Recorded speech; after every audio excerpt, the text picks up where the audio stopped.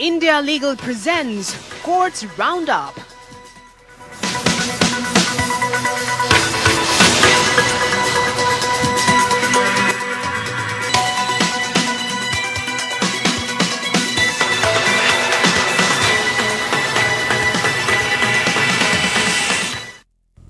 नमस्कार, आप देख रहे हैं हमारी खास पेशकश कोर्ट्स राउंडअप। मैं हूं आपके साथ रेशु त्यागी। इस बुलेटिन में अगले आधे घंटे हम आपको कोर्ट से जुड़ी तमाम छोटी बड़ी खबरों से रूबरू करवाएंगे। कोर्ट की कार्यवाही और सुप्रीम कोर्ट से लेकर हाई कोर्ट और लोअर कोर्ट तक के फैसलों को आपके सामने रखेंगे। लेकिन आगे बढ़ने से पहले एक नजर डाल लेते हैं हेडलाइंस पर। सुप्रीम कोर्ट ने जिला जजों को संशोधित पेंशन का भुगतान आदेश पालन नहीं करने पर राज्यों को दी अवमानना कार्रवाई की चेतावनी। दोषी राज्यों के मुख्य सचिव 8 दिसंबर को कोर्ट तलब।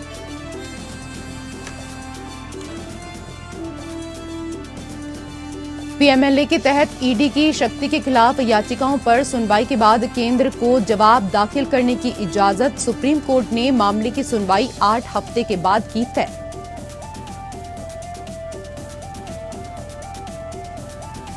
रेप पीड़िता की पहचान उजागर के मामले में राहुल गांधी के खिलाफ एफआईआर पर पुलिस की स्टेटस रिपोर्ट तलब। दिल्ली हाई कोर्ट ने 10 दिन में रिपोर्ट दाखिल करने का दिया आदेश।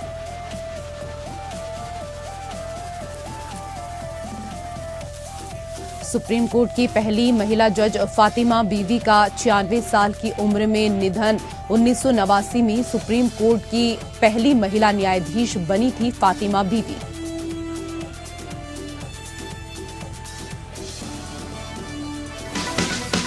India Legal presents Courts Roundup.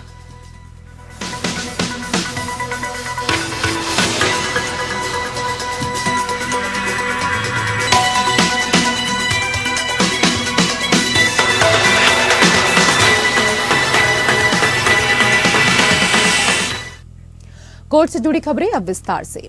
समलैंगिक विवाह को कानूनी मान्यता देने के मामले में दिए गए फैसले की समीक्षा के लिए सुप्रीम कोर्ट में याचिका दाखिल की गई है। याचिकाकर्ताओं की तरफ से वरिष्ठ वकील मुकुल रोहतगी कोर्ट में पेश हुए। याचिका पर प्रधान न्यायाधीश डीवाई चंद्रचूड़, जस्टिस जेबी पारदीवाला और जस्टिस मनोज मिश्रा की पीठ ने सबमिशन लिया। सीजेआई ने जवाब देते हुए कहा, मैंने अभी तक याचिकाओं पर गौर नहीं किया है, हम इसे देखेंगे और फैसला करेंगे। 17 अक्टूबर को अपने फैसले में सुप्रीम कोर्ट ने समलैंगिक विवाह को कानूनी मान्यता देने से इनकार कर दिया था। अब पीठ ने याचिकाकर्ताओं की ओर से पेश हुए वरिष्ठ वकील मुकुल रोहतगी के इन अभ्यावेदनों का संज्ञान लिया कि समलैंगिक विवाह को मान्यता देने का अनुरोध कर रहे लोगों की समस्याओं के निपटारे के लिए खुली अदालत में सुनवाई होनी चाहिए। पुनर्विचार याचिका में समलैंगिक जोड़ों के साथ होने वाले भेदभाव को स्वीकार करने के बावजूद उन्हें कोई कानूनी सुरक्षा नहीं देने के फैसले को गलत ठहराया गया है। पुनर्विचार याचिकाकर्ताओं का तर्क है कि यह मौलिक अधिकारों को बनाए रखने और उनकी रक्षा करने के न्यायालय के कर्तव्य से विमुख होने जैसा है। पुनर्विचार याचिका में ये तर्क दिया गया है कि निर्णय रिकॉर्ड पर स्पष्ट त्रुटियों से ग्रस्त है और आत्म विरोधाभासी और स्पष्ट रूप से अन्यायपूर्ण है। एक याचिकाकर्ता ने शीर्ष अदालत के 17 अक्टूबर के फैसले की समीक्षा का अनुरोध करते हुए नवंबर के पहले सप्ताह में याचिका दायर की थी। सीजेआई की अगुवाई वाली संवैधानिक पीठ ने समलैंगिक विवाह को कानूनी मंजूरी देने का अनुरोध करने वाली 21 याचिकाओं पर 4 अलग अलग फैसले सुनाए थे।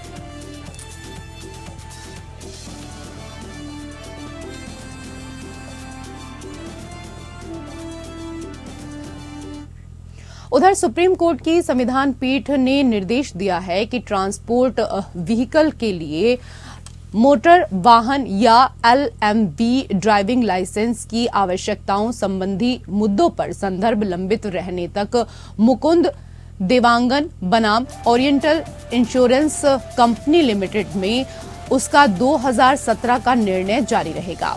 Chief justice of India DY Chandrachud, justice Hrishikesh Roy, justice PS Narasimha, justice Pankaj Mittal और जस्टिस मनोज मिश्रा की संविधान पीठ मुकुंद देवांगन के फैसले के खिलाफ एक संदर्भ पर सुनवाई कर रही थी कि अगर किसी व्यक्ति के पास लाइट मोटर व्हीकल संबंधी ड्राइविंग लाइसेंस है तो क्या वो MLB कैटेगरी के ट्रांसपोर्ट वाहन को चलाने का हकदार है जिसका वजन 7,500 किलोग्राम से अधिक नहीं है।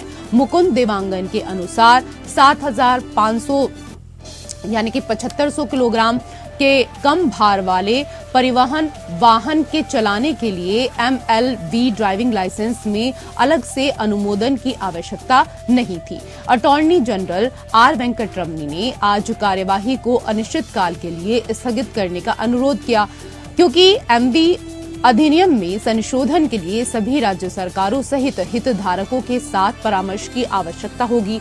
हालांकि पीठ ने कहा कि वह कार्यवाही को अनिश्चितकाल के लिए स्थगित करने के लिए इच्छुक नहीं है। उसने यूनियन को हितधारकों के साथ परामर्श समाप्त करने के लिए 17 जनवरी 2023 तक का समय दिया और पीठ को आगे के कदमों जिन्हें केंद्र उठाने वाला है उनका एक स्पष्ट रोड मैप प्रदान करने के लिए कहा। अगली सुनवाई 17 जनवरी 2024 को होनी है। पीठ ने कहा कि अगली तारीख तक केंद्र सरकार का परामर्श पूरा हो जाएगा और MB एक्ट में संशोधन के लिए आगे के कदमों के लिए एक व्यापक रोडमैप पेश करेगी। इससे पहले पीठ ने केंद्र से आजीविका के मुद्दे और सड़क सुरक्षा चिंताओं के बीच संतुलन बनाने के लिए उचित विधायी संशोधन लाने पर विचार करने का आग्रह किया था।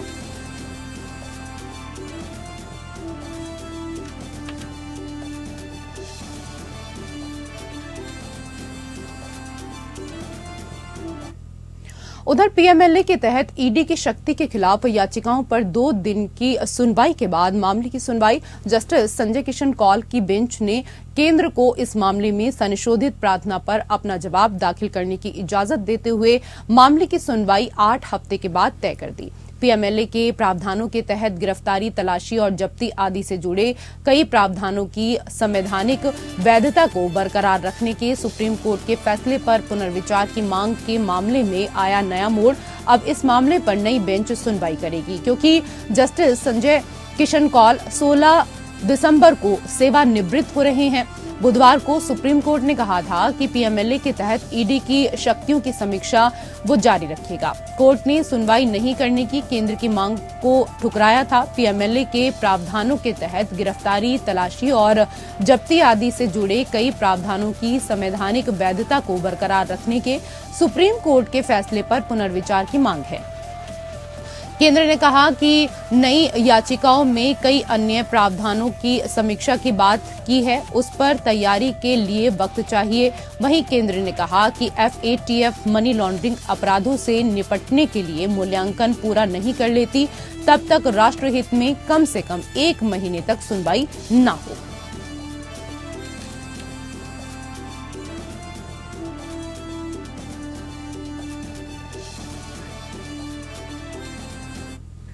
उधर दिल्ली उच्च न्यायालय ने दिल्ली पुलिस को एक याचिका पर स्थिति रिपोर्ट दाखिल करने का निर्देश दिया है जिसमें दिल्ली के एक शमशान में 9 वर्षीय दलित लड़की के साथ बलात्कार और हत्या की कथित रूप से पहचान उजागर करने के लिए कांग्रेस नेता राहुल गांधी के खिलाफ कानूनी कार्रवाई की मांग की गई। कार्यवाहक मुख्य न्यायाधीश मनमोहन और न्यायाधीश मिनी पुष्करना की खंडपीठ ने पुलिस को 10 दिन में रिपोर्ट दाखिल करने का आदेश दिया। अब इस मामले पर 21 दिसंबर को विचार किया जाएगा। न्यायालय मकरंद सुरेश नामक एक कार्यकर्ता द्वारा दायर एक जनहित याचिका पर विचार कर रहा था जिसमें गांधी के ट्वीट पर आपत्ति जताई गई थी जिसमें मृत लड़की के माता-पिता की तस्वीर थी। उन्होंने कहा था कि ये तस्वीर पीड़ित लड़की की पहचान उजागर कर देगी और परिणाम स्वरूप JJ अधिनियम और पोक्सो अधिनियम का उल्लंघन है। उन्होंने कहा कि किशोर न्याय अधिनियम की धारा 74 और पोक्सो अधिनियम की धारा 32(2) के अनुसार पीड़िता या उसके परिवार के सदस्यों की पहचान का खुलासा नहीं करने का आदेश है। आज याचिकाकर्ता के साथ साथ राष्ट्रीय बाल अधिकार संरक्षण आयोग की ओर से पेश वकील ने पीठ को बताया कि भले ही घटना लगभग 3 साल पहले हुई थी, लेकिन दिल्ली पुलिस ने कोई कार्रवाई नहीं की है।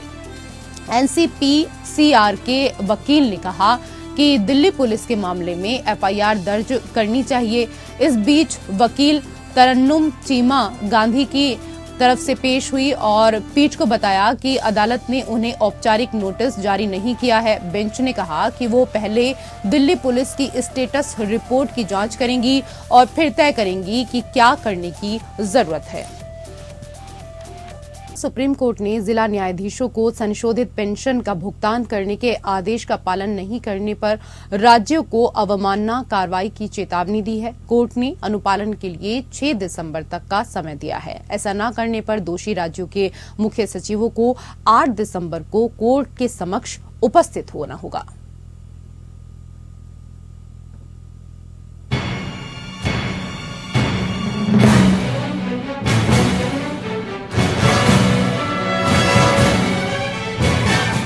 जजों की पेंशन पर सुप्रीम कोर्ट में सुनवाई हुई।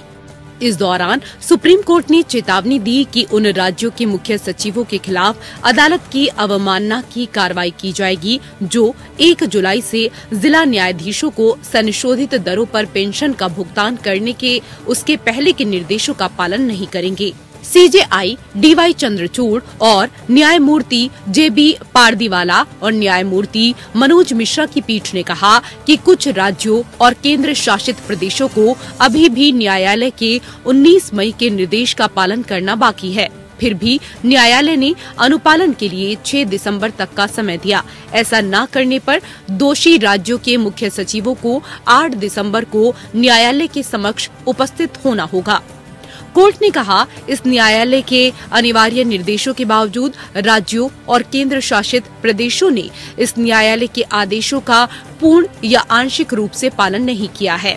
इस न्यायालय के आदेशों का डिफॉल्ट उल्लंघन और गैर अनुपालन है जो मुख्य सचिवों के खिलाफ अवमानना का वारंट देता है। एक आखिरी मंजूरी अनुपालन का अवसर। अनुपालन 6 दिसंबर तक होगा। ऐसा न करने पर सभी डिफॉल्ट राज्यों के मुख्य सचिव 8 दिसंबर को व्यक्तिगत रूप से उपस्थित होंगे। न्यायालय ने ये भी स्पष्ट किया कि अनुपालन का मतलब वास्तव में न्यायिक अधिकारियों या उनके जीवन साथियों के बैंक खातों में संशोधित पेंशन राशि जमा करना होगा। 19 मई 2023 को सुप्रीम कोर्ट ने उच्च न्यायालयों और सक्षम प्राधिकारियों को न्यायालय द्वारा स्वीकार की गई कुछ सिफारिशों के अनुरूप सेवा नियमों में आवश्यक संशोधन करने का निर्देश दिया था। ये 3 महीने के समय में किया जाना था। यह आदेश न्यायिक अधिकारियों की सेवा शर्तों का अद्यतन करने की याचिका पर पारित किया गया था। इसके अतिरिक्त न्यायालय ने ये भी निर्देश दिया था कि न्यायालय द्वारा अनुमोदित पेंशन की संशोधित दरों का भुगतान सेवानिवृत्त न्यायिक अधिकारियों को 1 जुलाई 2023 से किया जाना चाहिए। एक अन्य निर्देश ये था कि जिला न्यायाधीशों के पदों की संख्या मौजूदा कैडर शक्ति के 25% की तुलना में 35% तक बढ़ाई जाएगी। आज न्यायालय ने सभी उच्च न्यायालयों से 31 दिसंबर तक उसके निर्देशों का पालन करने और 31 जनवरी 2024 तक सेवा नियमों में संशोधन को अधिसूचित करने का आह्वान किया। मामले में एक और मुद्दा उठाया गया कि क्या अंशदायी योजना के आधार पर न्यायिक अधिकारियों की पेंशन अधिकारियों की वित्तीय गरिमा को प्रभावित करती है। मामले की अगली सुनवाई जनवरी 2024 के तीसरे हफ्ते में होगी।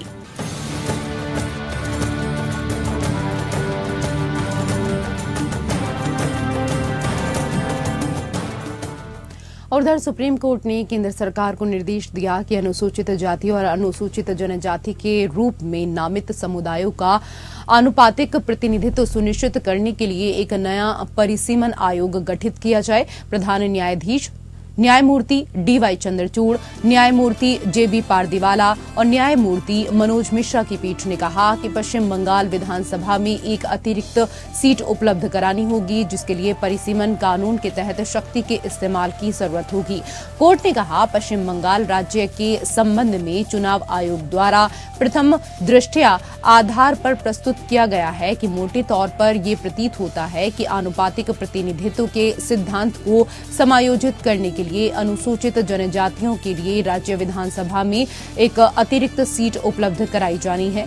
परिस्थिति केंद्र के लिए परिसीमन अधिनियम 2002 के तहत शक्ति का सहारा लेना बेहद जरूरी बनाती है, ताकि ये सुनिश्चित किया जा सके कि अनुच्छेद 332 और 333 के तहत प्रावधानों को विधिवत लागू किया गया है। इसके अलावा अदालत ने कहा कि उसने केंद्र सरकार से परिसीमन आयोग स्थापित करने के लिए कहा था। अदालत ने कहा, हमने फैसले के अंत में स्पष्ट कर दिया है कि उन्हें परिसीमन आयोग का गठन करना होगा। न्यायालय पश्चिम बंगाल और सिक्किम की विधानसभाओं में अनुसूचित जनजातियों के लिए आनुपातिक प्रतिनिधित्व की मांग करने वाली एक जनहित याचिका पर सुनवाई कर रहा था। सुप्रीम कोर्ट ने बुधवार को कहा था कि केंद्र सरकार को परिसीमन आयोग के पुनर्गठन पर विचार करना चाहिए, ताकि अनुसूचित जाति और अनुसूचित जनजाति के रूप में नामित समुदायों का आनुपातिक प्रतिनिधित्व सुनिश्चित किया जा सके। न्यायालय ने कहा था कि वो इस बात से अवगत है कि वो संसद को कानून बनाने का निर्देश नहीं दे सकता। न्यायालय ने केंद्र सरकार के इस तर्क को खारिज कर दिया कि परिसीमन आयोग का गठन 2026 की जनगणना होने तक नहीं किया जा सकता है। अदालत ने कहा कि अनुच्छेद 371F सिक्किम के संबंध में एक मार्ग हो सकता है।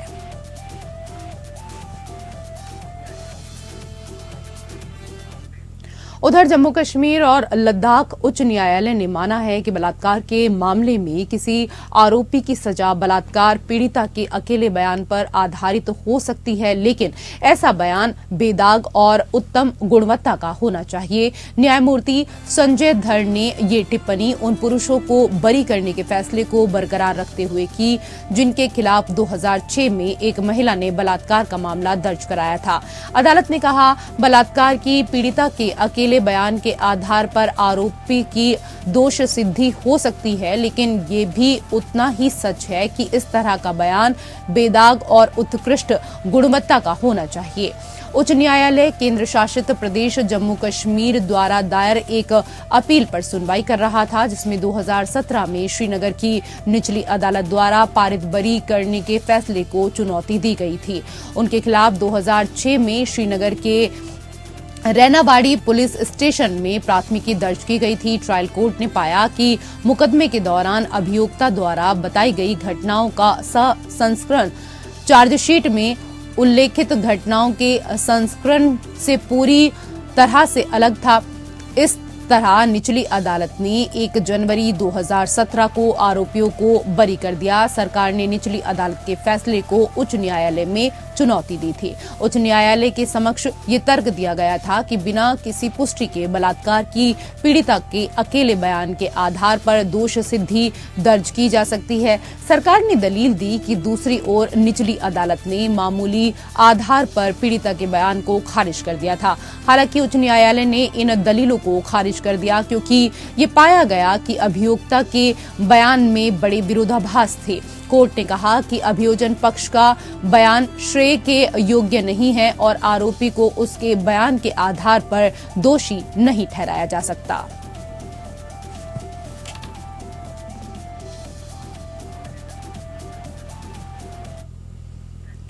और अब आइए इंडिया लीगल वेब रिपोर्टर से जानते हैं कि किन हालातों में सिर्फ रेप पीड़िता के बयान पर दोष सिद्धि हो सकती है।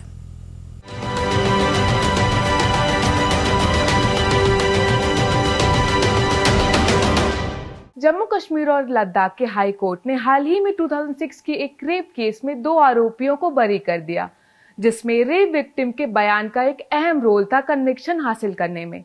लेकिन जस्टिस संजय धर ने जोर दिया कि विक्टिम का बयान क्रेडिबल और हाई क्वालिटी का होना चाहिए। 2017 में श्रीनगर के ट्रायल कोर्ट ने आरोपियों को रणबीर पीनल कोड के अलग अलग सेक्शन जैसे 363, 376, 343, 506 और 109 के तहत बरी किया था। इस फैसले के खिलाफ जम्मू एंड कश्मीर की यूनियन टेरिटरी ने अपील की। विक्टिम ने इल्जाम लगाया कि आरोपियों ने उसको जयपुर ले जाने के लिए बहकाया, जहां उसका रेप हुआ था। जवाब में आरोपियों ने कहा कि वे अपने बाप से स्कूटर बेचने के मामले में प्यार में अनबन के कारण भाग गई थी। हाई कोर्ट ने कन्फ्लिक्टिंग स्टेटमेंट को देखते हुए अपील को रिजेक्ट कर दिया और नतीजा निकाल दिया कि विक्टिम का बयान रिलायबल नहीं था। रेप केसेस में विक्टिम की टेस्टिमनी की क्वालिटी और कंसिस्टेंसी को बहुत इंपॉर्टेंस दी जाती है।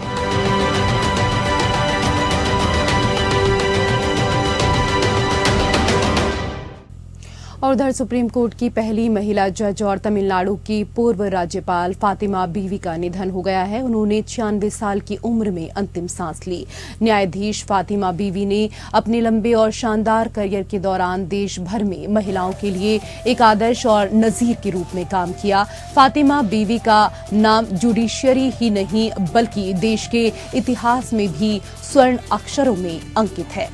फातिमा बीवी तमिलनाडु की राज्यपाल भी रह चुकी हैं। सुप्रीम कोर्ट के न्यायाधीश के रूप में अपनी सेवा देने के बाद उन्होंने तमिलनाडु के राज्यपाल के रूप में नियुक्त होकर राजनीतिक क्षेत्र पर भी अपनी छाप छोड़ी। केरल के पंडालम की रहने वाली बीवी फातिमा ने तिरुवनंतपुरम के कॉलेज से बैचलर ऑफ साइंस की डिग्री हासिल की। उन्होंने गवर्नमेंट लॉ कॉलेज से बैचलर ऑफ लॉ की डिग्री हासिल की और 14 नवंबर 1950 में एक वकील के रूप में दाखिला लिया। वो सुप्रीम कोर्ट में नियुक्त होने वाली पहली मुस्लिम औरत भी बनी।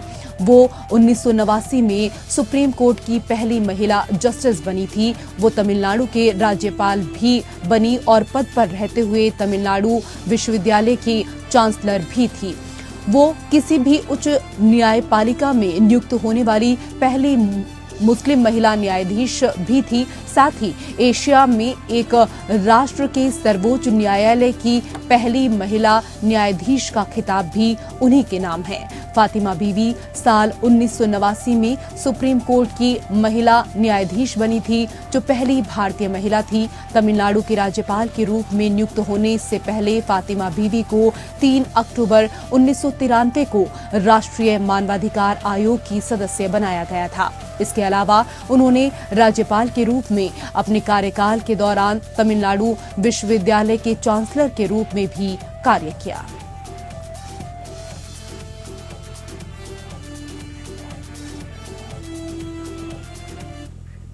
फिलहाल कोर्ट से जुड़ी खबरों में मेरे साथ इतना ही। नमस्कार। India Legal presents Courts Roundup.